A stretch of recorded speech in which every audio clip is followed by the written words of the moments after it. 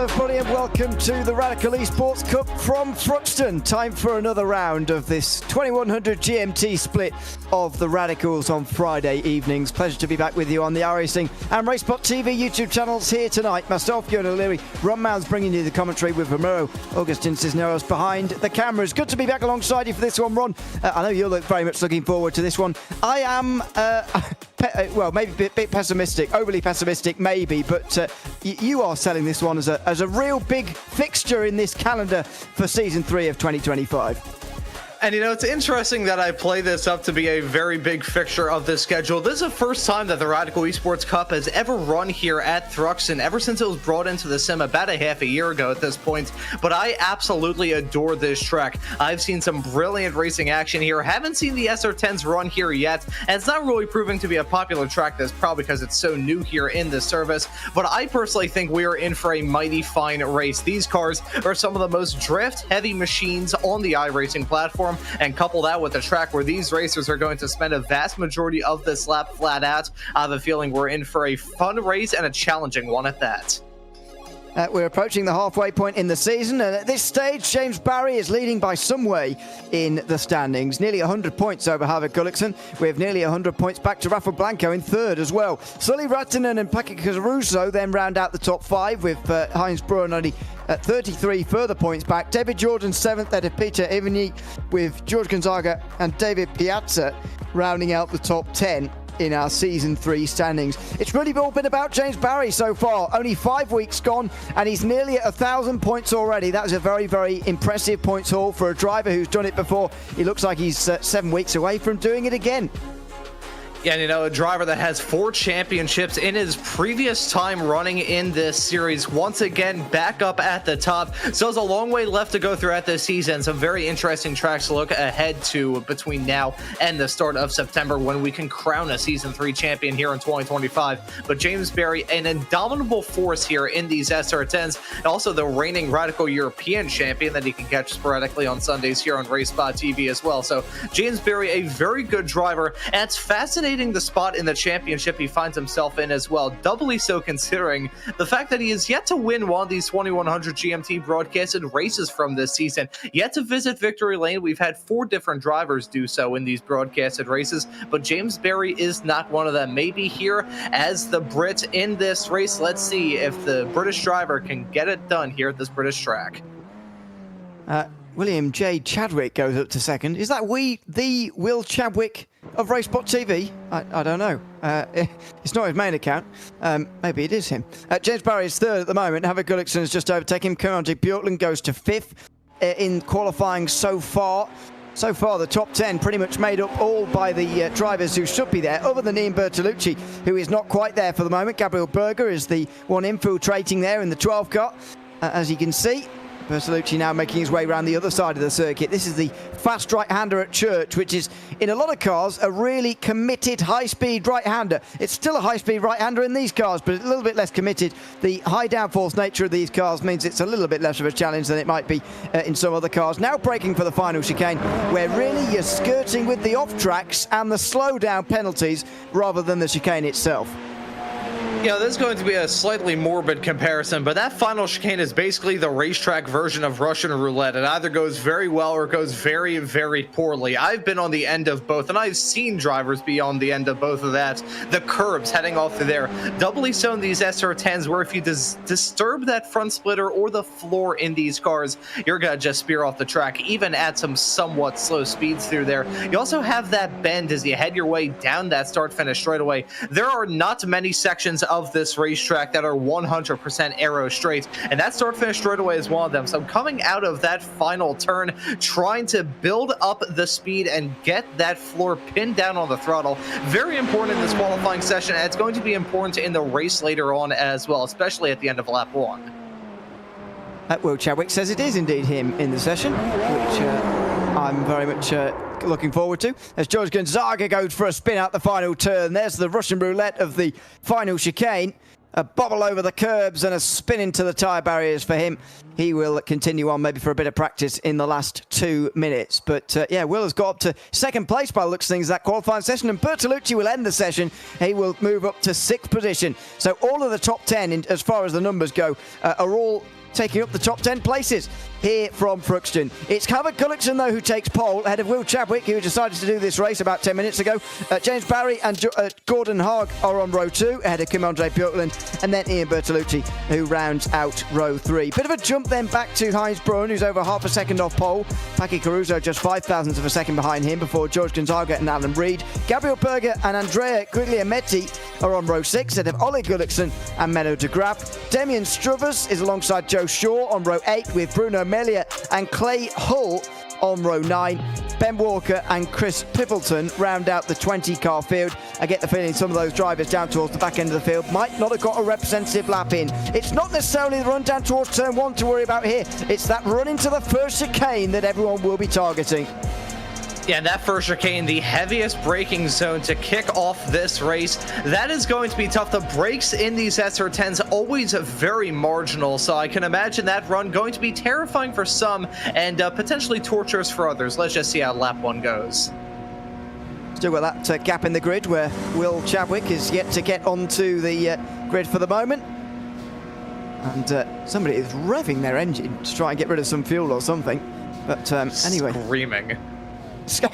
It's rather annoying, but anyway, they'll be able to scream the engines in anger now in a moment as the lights come on, and they will go out here in a few moments' time. The revs will rise for everybody, and we are underway. That is not a good start for Gordon Haag from 4th place and 3 wide moment very briefly there as he goes backwards into the bottom end of the top 10. It's Havoc Gullickson who launches well, though, in towards the first chicane for the first time. Chadwick takes 2nd place in front of the battling James Barry, who's got Kim-Andre Björklund for company, and Barry goes down to 4th. That's Björklund up into the podium places on lap 1.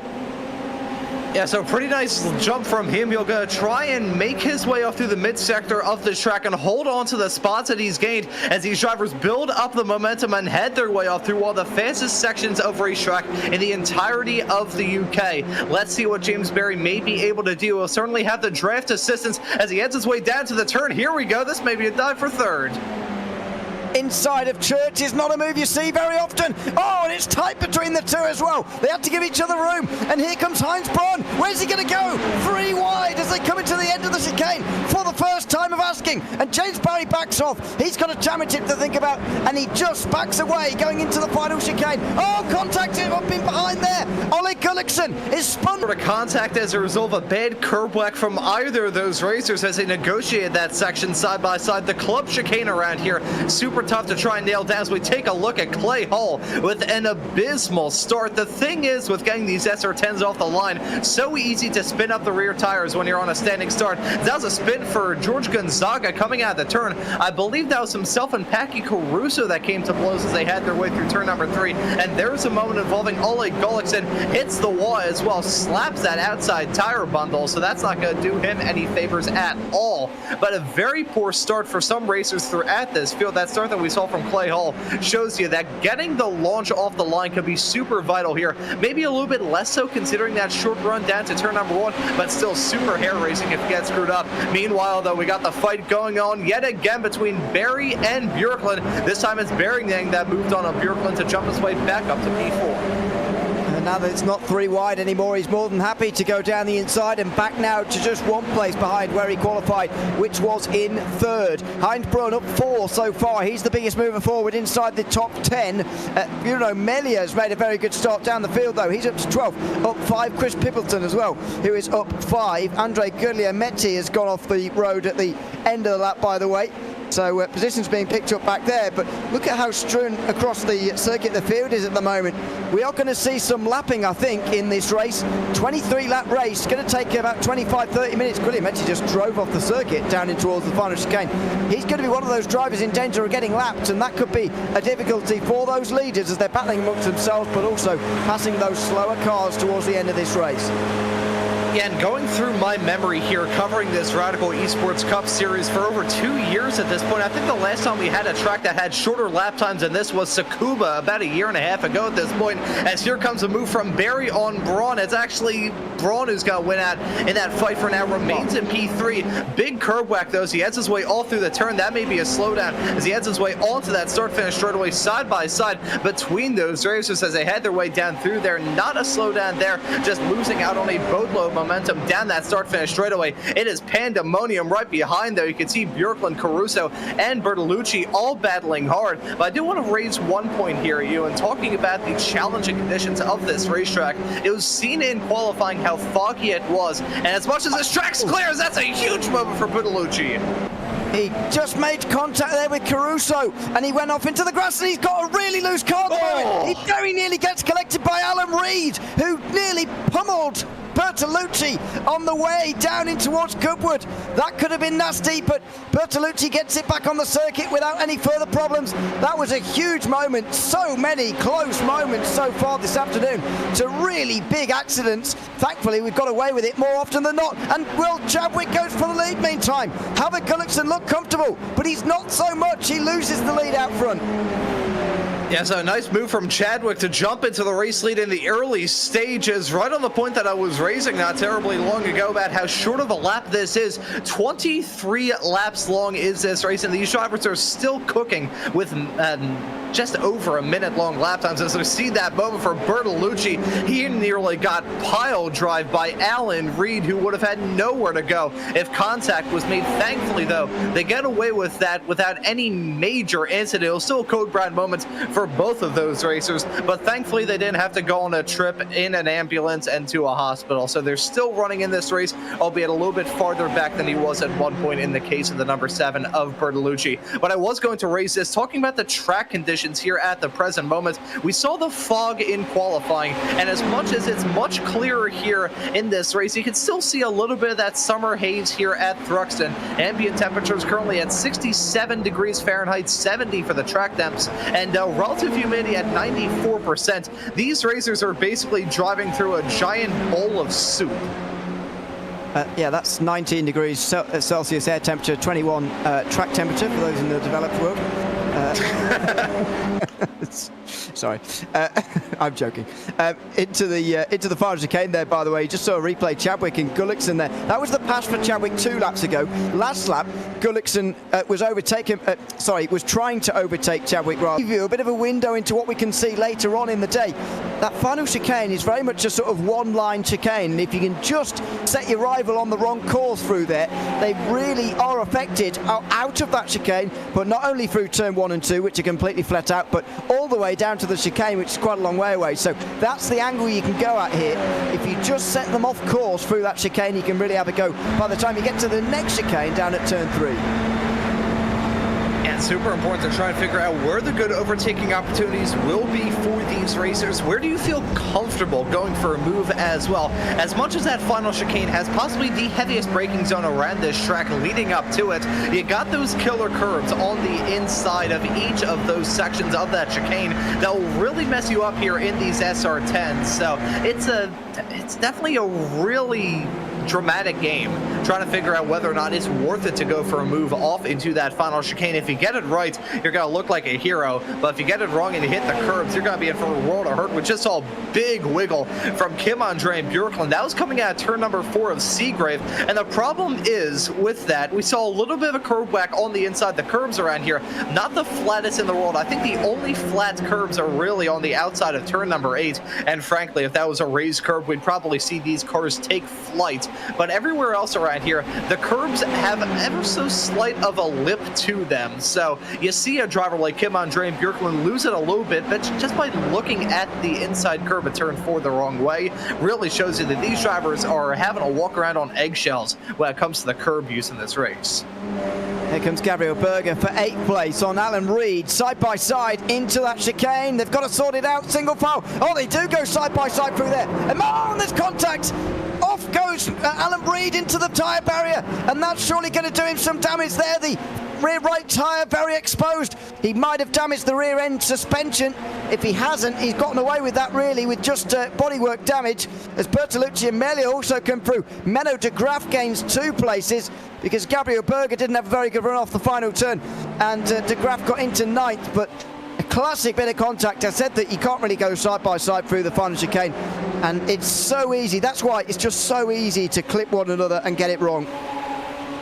You know, I will say, and this is honest, when Thruxton first got brought into the sim, I had to buy the track for a broadcast, and I personally really enjoy it, so I don't regret that purchase one bit, but I kind of wish they had a layout of this track that skipped down that final chicane, just have a flat-out run all the way through to the end. It'd be terrifying, but I think it would be a bit less treacherous than the chicane is, as we see a move there rather commandingly so from Packy Caruso. Gets that move done, Kim Andre Björklund backing out of it, not really any fight from the driver, the number 8 card there.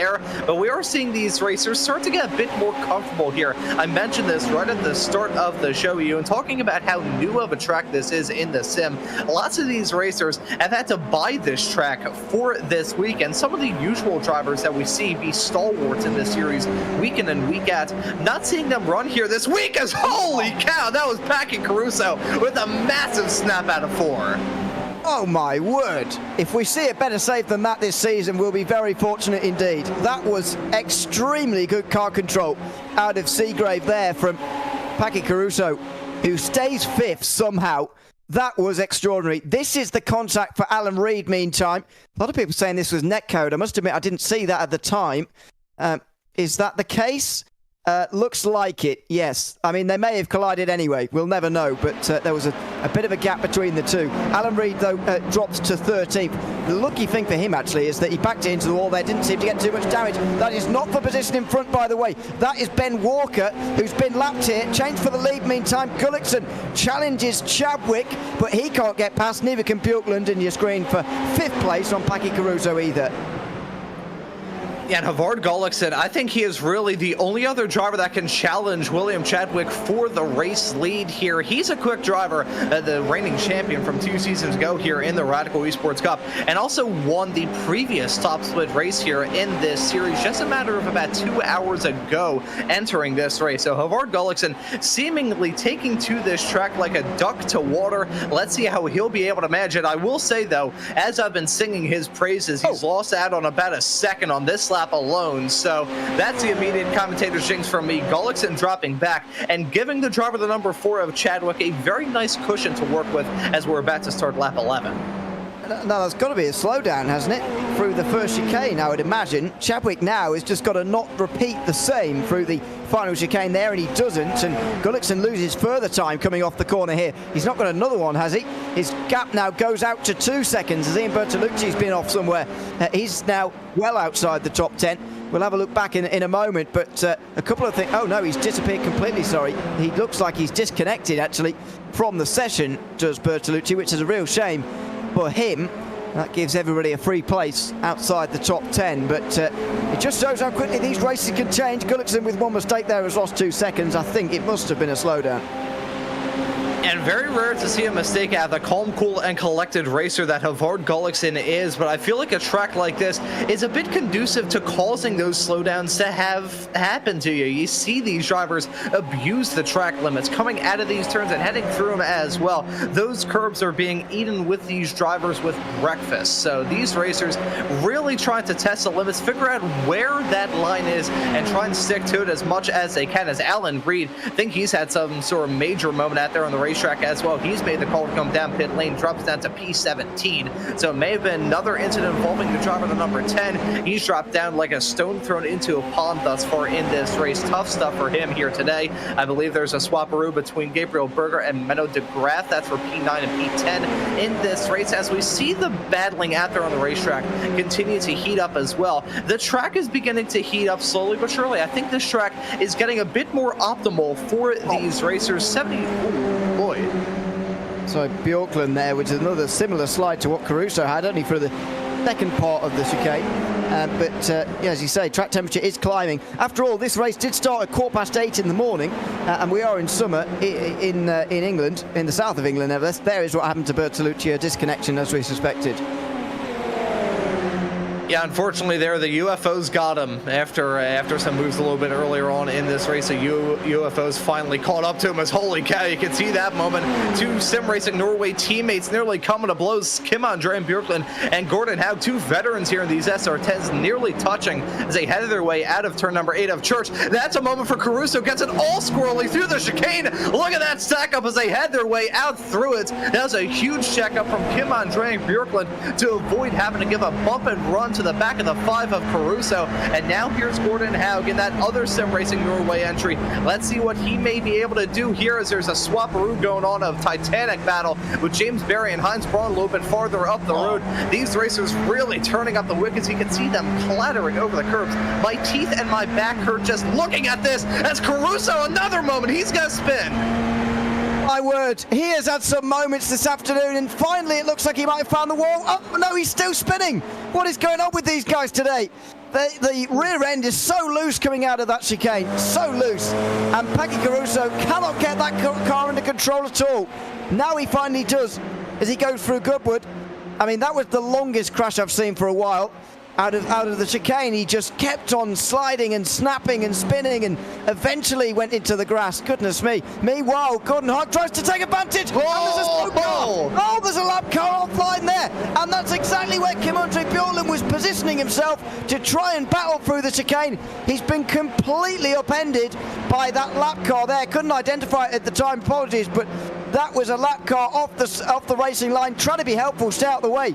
But unfortunately, they couldn't have known the two that were coming through would be side by side, and ended up playing a big role in that fight. And that, I believe it was Clay Hull in the number 19 car as he edited his way down into that final chicane. Not really too much that he can do there. Going for some moves when you're a lapped car into that section of the track. If you have two cars trying to converge on you at the exact same time, there's no way that ends well. As we take a look at this moment for Caruso, 1 snap, 2 snap, 3 snap, 4 snap, 5 snap, slides through the grass. I thought he had spun it at that point, but he kept it going in a straight line, and then finally lost it on the curbs. You know how I was saying that the curbs are evil? Yeah, that right there just about proves it. I mean, this is an old RAF base. I feel like those curbs are basically claymores to these drivers. They are especially vicious in a couple of places. It's worth remembering that this circuit has been around for decades. Now, I can't remember the exact year, but sometime in the 1950s, this layout was devised, and it hasn't changed since then, which is one of the oldest standing layouts. I know there are older racetracks in the world, but as you say, after the Second World War, this track was, or this airfield rather, was converted, and it has maintained ever since the, I think, mid to late 50s. But off! Gabriel Berger's the latest on that curb. He comes out of Seagrave, and he is the next to spin round. This is an extremely difficult race for all the... I don't think I've ever seen these radicals go round so easily.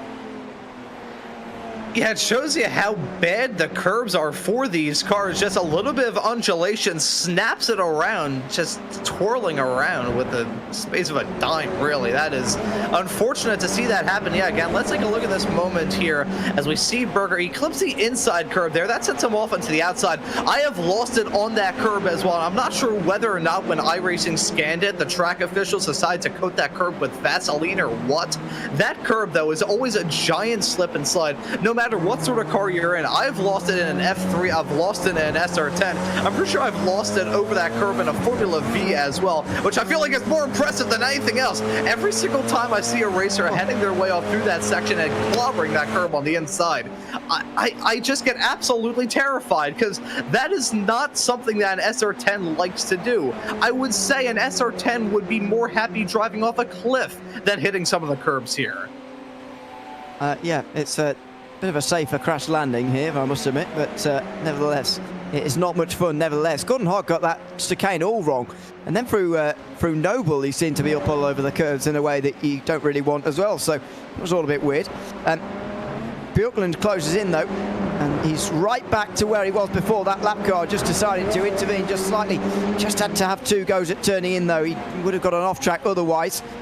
And he cannot get on terms in the meantime. Havik Gullikson's going backwards here, and that's a stopped lap car as well. Now, has there been contact between Gullikson and Chris Pippleton? Because they've both just come back to pit lane. Pippleton's definitely been in the wall, but are those 2 incidents related?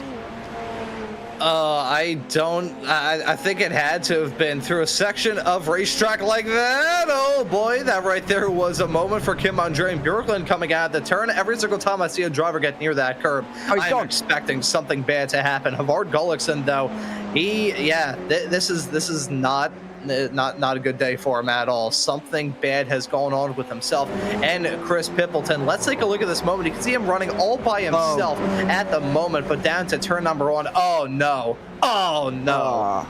He's spun round on his own, Pippleton, and Gullickson was unsighted. It'd be good to see from on board what he could have seen, actually.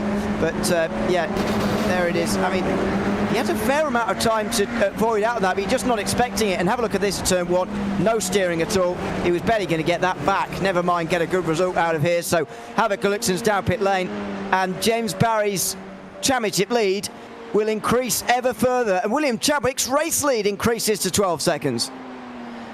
Yeah, I'm not going to say that this is William Chadwick's race at the moment, because every single time I have said that in my entire iRacing broadcasting career, I have seen that aforementioned driver get struck by a falling anvil. So I'm going to zip my mouth and just say that is a very comfortable gap at the present moment. 11.5 seconds here between himself and James Barry, who has shaken off Heinz Braun as well. So it looks like those two drivers will be remaining locked steady in the spots that they're in at the present moment. It's been a race of attrition for sure, but not a lot of cars left on the lead lap. As we take a look at that, the slow motion replay from Chris Pippleton's perspective, spun out of the turn, the chicane of doom, as I think we should probably start calling it now, spins out of the chicane of doom, and then as a result, nothing that Havard Gullickson really could have done. As soon as he locked eyes on that, maybe a little bit of target fixation, but either way, both of their races pretty much done. Now with only 12 cars left on the lead lap, this has probably been one of the most attrition-packed Friday 2100 GMT broadcasted races I've ever covered.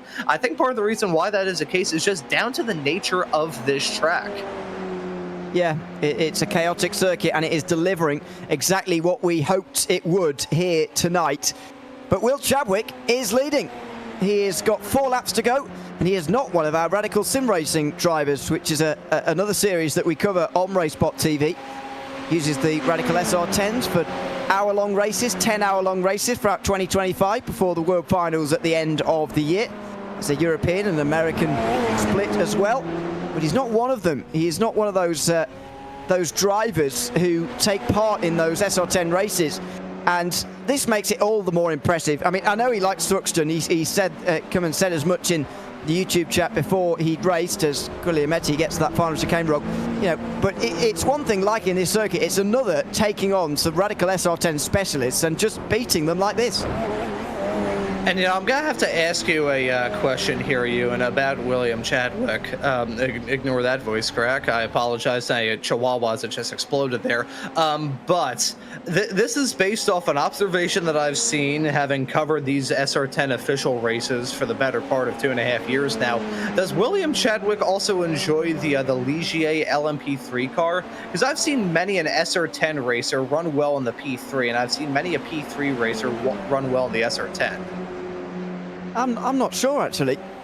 He's certainly a sports car racer, if you like, and that certainly fits in. He was, in case you don't know, by the way, and anyone listening at home or whatever, he was in the World Championship, the iRacing World Championship for the Porsche Takoya Esports Super Cup at the start of 2025. Qualified for the World Championship. I'm not sure where he finished in the standings in the end, actually, but for him to just qualify as one of the 30 best in the world was a big achievement for him, and I was very pleased to make it there. So, you know, he's no mug, that's for sure, as much as we like to joke around with our colleagues at RaceBot and say that we're all bad drivers and that's why we commentate whatever. Will is not one of those, as much as we pull his leg sometimes. He is a properly good driver in sports cars. Not entirely sure his relationship with the LMP3, I must admit, but, you know, that sports car feel very much transfers over, I find, in the Radical. Whether you want to go into sort of higher powered GT racing like the GT3s or the Porsche Cup cars, or indeed to that lower power prototype racing like you're talking of there with the LMP3, this car certainly has some transferable skills. You know, I'm going to bring in a reference from one of our colleagues here at RaceBot TV, Mr. J.R. Gregory, who I've done many of these Radical official broadcasts with. He has always said that Master of the SR10 will make you better in any car that you drive. Here comes a masterful move, maybe from Gordon Haug, looking around the outside into the chicane on Heinz Braun. That'll be a battle for P3 if these racers do go side by side yet again. But JR said that for many, many moons. I know JR, he's a pretty good GT3 racer and also runs in that Radical Americas Championship that you referenced a few moments ago, Ewan. And talking about James Barry, the only other car that I have seen him race in on iRacing and have gotten the opportunity to commentate a race with him in it is a Formula 1600 car, which is about as far removed from an SR10 as I think you can get, but he always used to rip it in those cars. These SR10s, they are a very good training ground for iRacers, whether or not you want to be good in Formula car. I mean, granted, I don't think it would help you out in a 410 sprint car, but, you know, I've never tried that myself, so who knows? Is that the dirt track racing? Is that dirt correct, ovals? yes. Yeah, okay. Yeah, that seems like a whole to me, that's almost not even motorsport. It's so different. You know what I mean? It's very, very different to... I know it is motorsport, but it's very, very different to road racing. This is Hogg trying to get past Braun. He doesn't want to leave it to the last lap, but he's on the outside again. Oh, he skates it on the brakes, and Hogg had to give him the room there because Braun wasn't going to make the corner. Oh! He still won't. He spins off the exit of the corner. White flag's waving. He's collected by Hogg, and he rejoins right in front of the others. Can he get out in front of Gonzaga to maintain his top 5? It's going to be close here. George Gonzaga is going to rip in towards turn 1, and he's very close to Heinz Braun for 5th. Heinz Braun's tires have got to be scorching hot after that slide. He's going to be a sitting duck here, and George Gonzaga, a veteran of these cars, knows that. Oh. Look at that, way too deep into the turn goes Heinz Braun. Oh, George having to back out of it. He thought about going for a move done there, but no, Heinz, oh, you can see him skating around yet again, loses it onto the curb. He's going to have to drop down to P6. Those tires are just in absolute agony as a result of that slide down into there. Tough break for Braun. This, meanwhile, is William Chadwick, who comes up to the line, flashes his lights, and he takes a victory in the Radical Esports Cup. Only decided to do this race about 10 minutes before it started. He likes this circuit, although doesn't have the experience in this car. He's put that to good use here at Thruxton to become another different winner in Season 3 of 2025 in our 2100 GMT broadcasted splits. It is Heinz Braun who's going to be outside the top 5. Paki Caruso gets past as well as Gonzaga, and Braun is going to be very disappointed, although he might get the run to the line. He slides again, and it's close. It's very close. And there's all sorts of changing in the order as well, but Braun doesn't quite get there in the end. He'll be very disappointed. He was searching for a podium, and in the end, he ends up outside the top 5. And, you know, once again, we see a moment down through the chicane. Primarily on exit was when things went from bad to worse for him. But that chicane, if you miss one little bit of it, you will just snowball from there, and eventually you'll have a moment like Braun had spinning out of it. But what a race that we just had here at Thruxton. I was expecting that to be a spectacle, and I think we certainly got one here today, Ewan. We certainly did. Congrats, Will Chadwick. He takes the win by a quarter of a minute nearly in the end. James Barry, second, extends his championship lead with Gordon Hogg on the podium with them. Kim-Andre Piltland and George Gonzaga round out the top 5. Paki Caruso got past Heinz Braun in that run to the line in the end. Manu de Graaf, Gabriel Berger and Bruno Melier round out the top 10. Melier gaining the most places, I think, of anybody today. Damien Struthers and Oleg Gullikson were the last drivers on the lead lap. Andrea Guglielmetti was 1 lap down under Clay Hull and Ben Walker, lap 2 times. Ian Bertolucci rejoined after his disconnection. He was 3 down by the end, and Chris Pilberton 4 down, Havoc Gullikson 5 down, Alan Reed and Joe Shaw retiring in the first half of that race. Well, Ron, I hope that was everything you were hoping for from Thruxton. 23 laps of excitement. I've got to say, I very much enjoyed it, but I must say, I've never seen these SR10s struggle around a circuit quite as much as that.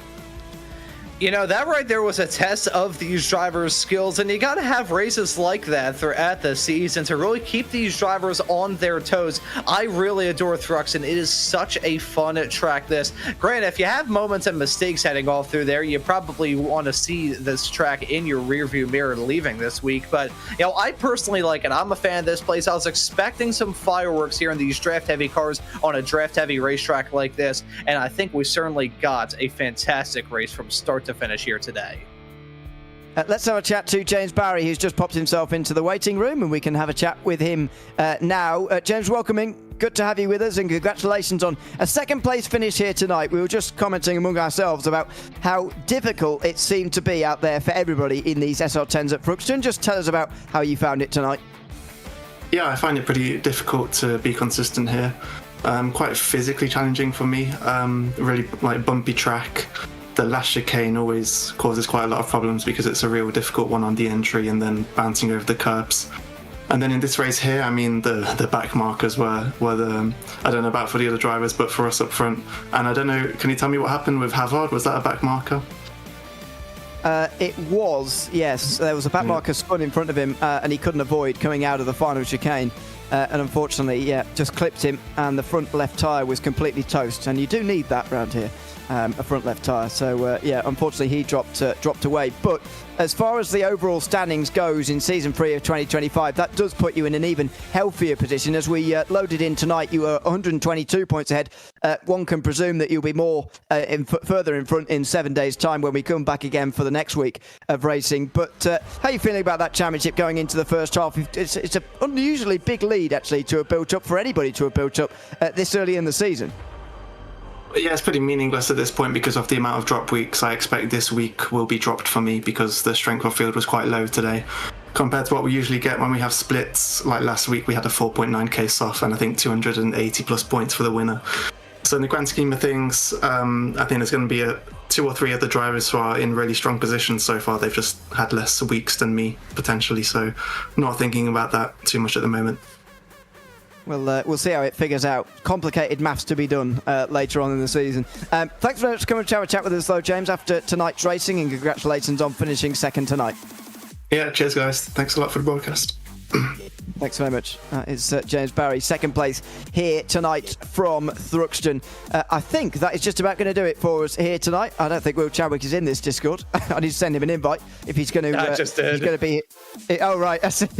If he's going to be in the future, we'll send him an invite and get him in here. But Gordon Haag as well has unfortunately not joined us. So we'll preview next week, Ron. Nürburgring Grand Prix layout. I've got to say, I thoroughly. Was it last season or the one before? It certainly was an early round in one of the seasons recently of the SR10s, and I thoroughly enjoyed it, actually. Normally a difficult circuit to overtake, but not in these cars. Yeah, it was actually the first race of last season. I remember that being a momentous occasion, the first race here of these SR10s here on the iRacing Esports Network YouTube channel and the RaceBot TV channel as well. I remember that race being an absolute barn burner. You know, it used to be the Nordschleife that was a fixture of these SR10 schedules, but the Nürburgring has come into its own over the past couple of seasons, and I have really been able to enjoy the action there. So I think that race in 1 week's time really going to be fun. That run down to turn 1 going to be terrifying. The chicane, sketchy as always. It'll be a test for these racers, but I think they'll put on a good show there as well. Absolutely. Make sure you join us again in 7 days' time for that next race of the Radical Esports Cup. For now, though, we'll sign off from Thruxton. Myself, Ewan O'Leary, and Ron Mounds on commentary, with Maria Augustin Cisneros pushing the buttons behind the scenes. It's William Chadwick's day in the south of England as we move on to Germany and the Nürburgring Grand Prix circuit. Make sure you join us again in 7 days' time for the next round of the Radical Esports Cup. For all of us now, though, from Thruxton, it's goodbye for now.